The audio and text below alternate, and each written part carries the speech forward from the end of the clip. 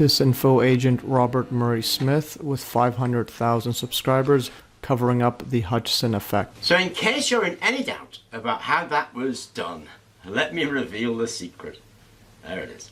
And if you think that's cheating, let me show you another one of John Hutchinson's films that he took of his own experiment and paid particular attention to the top left-hand corner.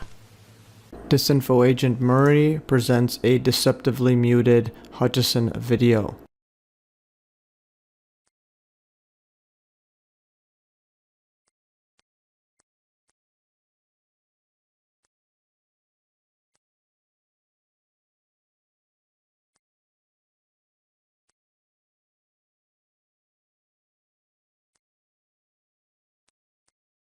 It is well documented as far back as 2006 that John Hutchison said he was using a 32 gauge high voltage wire.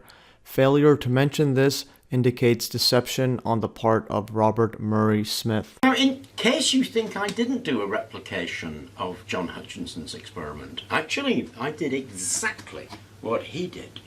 I talked about high voltage, I talked a little bit about resonance, I chucked in a reference or two to Tesla and some of his marvellous inventions, and then I tied a bit of string to this and stepped out of the way and gave it a tug.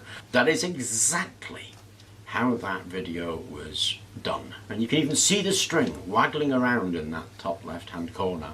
John Hutchison uploaded a video of the experiment with commentary in 2009, clearly mentioning the high voltage wire. 1 year prior, in 2008, Disinfo agent Ace Baker, aka Colin Alexander, posted the original experiment and slandered John's name. John Hutchison was then made aware of Ace Baker's lies and assumed that Ace muted the commentary audio, not realizing Ace's video was uploaded before. Note that on January 6, 2009, Ace Baker, with the help of fellow Disinfo agent Jim Fetzer, faked his own death on live radio.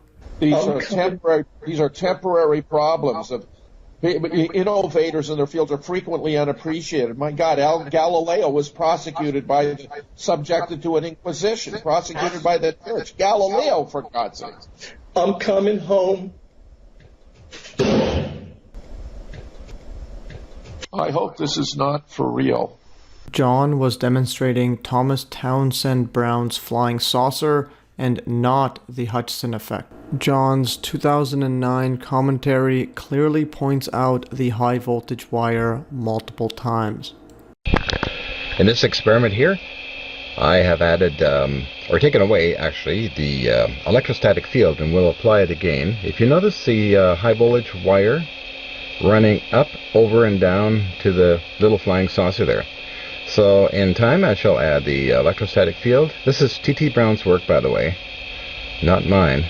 So this is very interesting.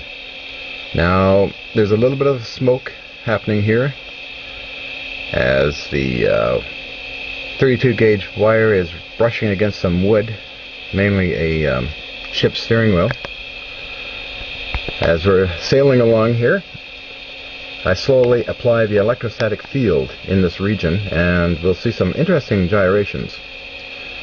To your right hand side you can see the high voltage wire and corona coming off of it. There we go, the electrostatic field has been added, and we're starting to get some unusual gyrations. Notice the unusual types of effects in there, such as glowing, corona effects, as well as distortion. See the rather the bluish kind of stuff coming off there? Very interesting experiment, and extremely dangerous.